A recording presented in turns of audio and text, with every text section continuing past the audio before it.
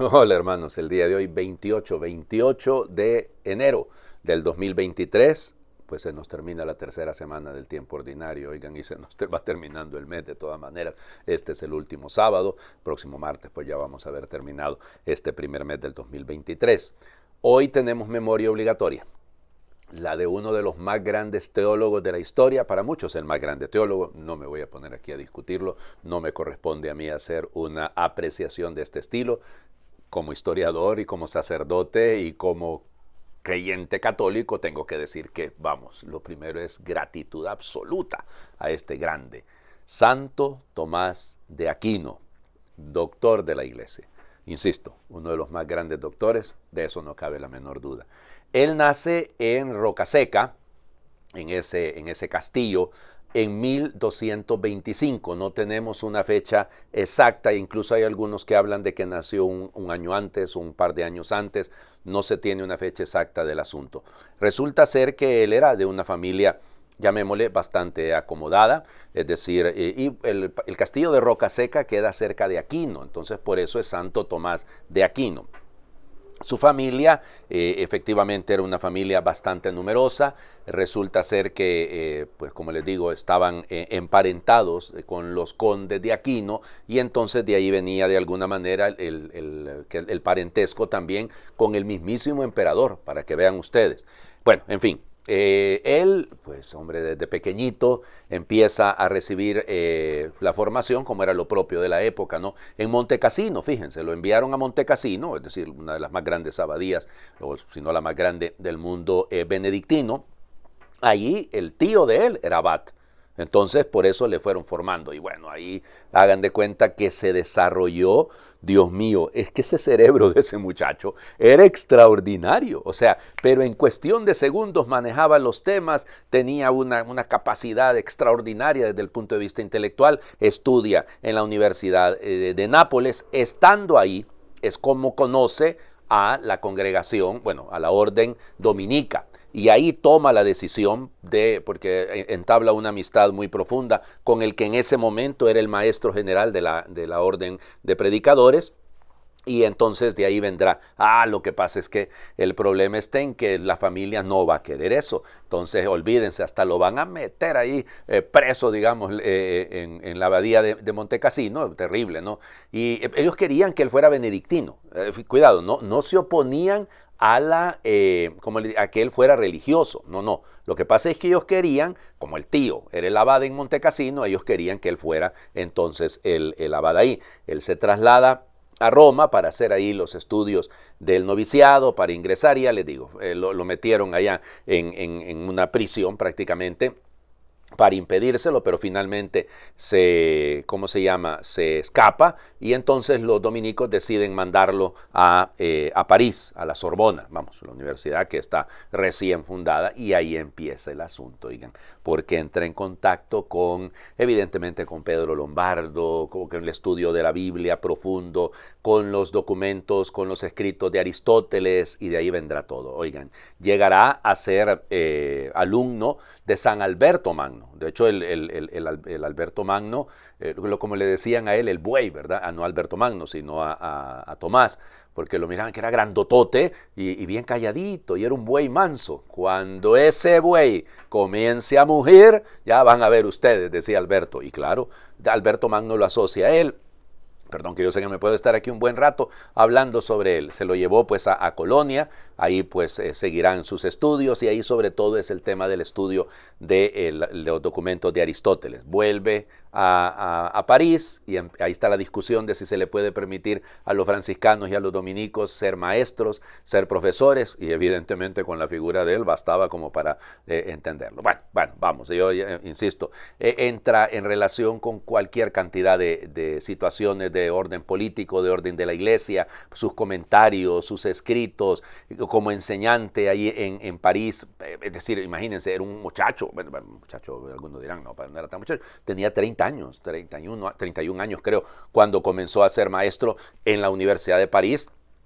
Y por favor, ¿verdad? Llama la atención de todo. O sea, hasta los mismos reyes le ponen como su consejero, el rey de Francia, el rey Luis, le pone Luis IX sería en este caso, no Luis IX, que le puso como su consejero. Ya les digo, o sea, entonces es extraordinario, ¿no? Le llaman de aquí para allá, el Papa les pide también que le ayuden en un montón de situaciones a él y a Alberto Magno. Insisto, me puedo pasar aquí todo un buen rato, pero no pretendo porque ya por el tiempo. Es interesante las misiones que le encomendaron, porque la orden dominica también le iba encomendando que fuera fundando y organizando las provincias, y lo hacía con un tino. Bueno, vamos, sus escritos, evidente, la Suma Teológica, es el tratado más importante, la Suma contra Gentiles, o sea, vamos, porque esa es efectivamente el tratado que tiene que ver de la defensa apologética, pues de la apología de la iglesia frente a todas las, olvídense, ya les digo, y hay cualquier cantidad de comentarios de él, cualquier cantidad de escritos, sus libros sobre el derecho, por ejemplo, se seguirán utilizando por siglos, porque realmente su visión del derecho es extraordinaria. Bueno, estamos hablando del año 1274, cuando él se traslada, 1273 se traslada hacia Nápoles, ahí estará, y el Papa le pide que participe en el concilio, en el segundo Lugdunense, en el concilio de Lyon, y en lo que va de camino, pues el Señor le llamó. Algunos van a decir incluso, bueno, Dante Alighieri va a decir en la Divina Comedia que lo envenenaron, que el rey de Sicilia lo mandó a envenenar, eso es lo que dice Dante, ¿no? Pero vamos, no hay nada probado sobre esto, ¿no? El asunto es que muere repentinamente antes de cumplir 50 años, ¿no? Él muere realmente el 7 de marzo de 1274. Ay, entonces, ¿por qué lo estamos celebrando el 28 de enero?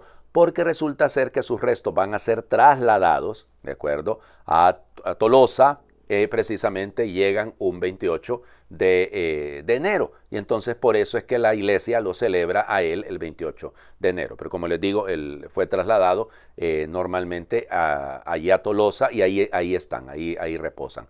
Hay un conflicto con respecto a algunos de sus escritos porque fue acusado de averroísmo, pero realmente no, nada que ver. Y como les digo, fue canonizado en 1323, y luego va a ser declarado doctor de la iglesia, así que por lo tanto no hay que discutir absolutamente nada.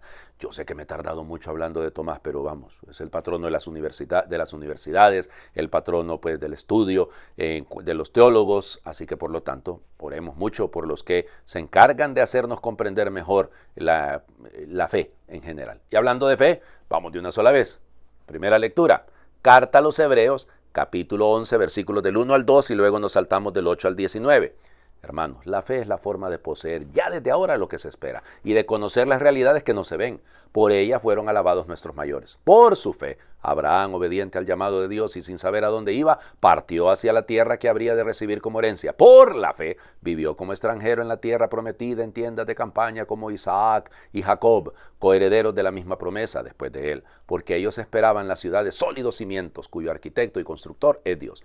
Por su fe, Sara, aun siendo estéril y a pesar de su avanzada edad, pudo concebir un hijo, porque creyó que Dios habría de ser fiel a la promesa. Y así, de un solo hombre, ya anciano, nació una descendencia numerosa como las estrellas del cielo e incontable como las arenas del mar. Todos ellos murieron firmes en la fe. No alcanzaron los bienes prometidos, pero los vieron y los saludaron con gozo desde lejos.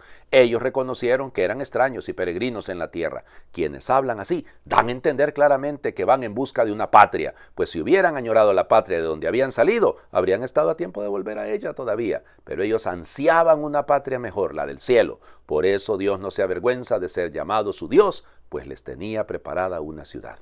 Por su fe, Abraham, cuando Dios le puso una prueba, se dispuso a sacrificar a Isaac, su hijo único, garantía de la promesa, porque Dios le había dicho, de Isaac nacerá la descendencia que ha de llevar tu nombre. Abraham pensaba en efecto que Dios tiene poder hasta para resucitar a los muertos, por eso le fue devuelto a Isaac, que se convirtió así en un símbolo profético. Palabra de Dios, te alabamos, Señor. Ok, por la fe. ¿Qué es la fe? Es poseer ahora, ya desde ahora, lo que se espera. De conocer las realidades que no se ven. Poseer ahora lo que se espera. Yo estoy consciente, no es que lo poseo porque lo va a decir más adelante, ¿no? Lo dice mucho más adelante en el versículo 10, versículo 11, cuando nos habla versículo 12 de hecho, nos habla precisamente de que, ok, pero vieron de lejos estas promesas. No las alcanzaron a tocar, pero las vieron y las saludaron. Muy bien, pero confiaron. De eso se trata. Entonces, saquemos la deducción de lo que está aquí. ¿Qué es la fe? Es obedecer al llamado de Dios. ¿Qué es la fe? Vivir como extranjeros, porque no somos, esta no es nuestra patria definitiva. ¿Qué es la fe? Es confiar en la fecundidad que puede venir de Dios. Es confiar en que Dios puede hacer lo que Él quiere hacer. ¿Qué es la fe? Es mantenernos firmes confiando en esa promesa. ¿Qué es la fe? Es saber que si Dios me ha prometido algo, Él lo va a cumplir, porque Él es capaz incluso de resucitar a los muertos. Qué belleza, ¿no? Esa es la fe. Así, vamos, hemos sacado algunos puntos, algunos elementos, por el tiempo, lógico. Ahora fíjense el Evangelio. Vamos a hablar otra vez de la fe. Marcos, capítulo 4, versículos del 35 al 41. Un día, al atardecer, Jesús dijo a sus discípulos, vamos a la otra orilla del lago. Entonces los discípulos despidieron a la gente y condujeron a Jesús en la misma barca en que estaba. Iban además otras barcas. De pronto se desató un fuerte viento y las olas se estrellaban contra la barca y la iban llenando de agua. Jesús dormía en la popa, reclinado sobre un cojín. Lo despertaron y le dijeron, Maestro, ¿no te importa que nos hundamos? Él se despertó, reprendió al viento y dijo al mar, cállate, enmudece. Entonces el viento cesó y sobrevino una gran calma. Jesús les dijo, ¿por qué tenían tanto miedo? ¿Aún no tienen fe? Todos se quedaron espantados y se decían unos a otros, ¿quién es este a quien hasta el viento y el mar obedecen? Palabra del Señor. Gloria a ti, Señor Jesús. Bueno, un fuerte viento que llenaba de agua la barca. Las olas se estrellaban. O sea, el dramatismo con el que lo presenta Marcos es extraordinario. Y eso frente a la actitud de Jesús, que duerme en la popa. No está en la proa, está en la parte de atrás. ¿Ok? La proa y la popa. Muy bien. Entonces, fíjense qué belleza. Él duerme. No te importa, maestro. No te importa. Eso es el reclamo que le hacemos al Señor cuando las cosas se van llenando de agua, cuando la barca parece que anega, cuando ya parece ser que nos hundimos. No te importa, Señor, no te importa el mundo, no te importa la paz. ¿Por qué tanta guerra, Señor? Interviene. ¿Por qué tanto odio? ¿Por qué tanta muerte? ¿Por qué tanta violencia? Señor, ¿no te importa? El reclamo eterno, ¿no? El reclamo de Quejarel, digo, de Israel, en el desierto, ¿no?